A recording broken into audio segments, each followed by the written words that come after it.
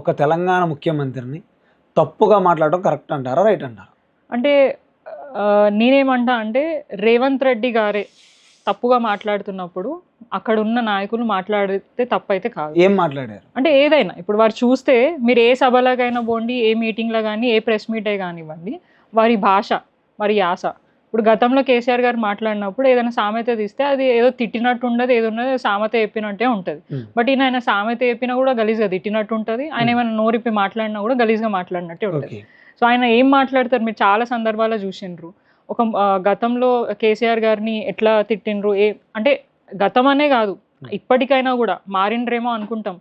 School ప్రోగ్రాంలోకి పోతారు, ఆడబోయి కేసీఆర్ గారి గురించి సాగు గురించి మాట్లాడతారు.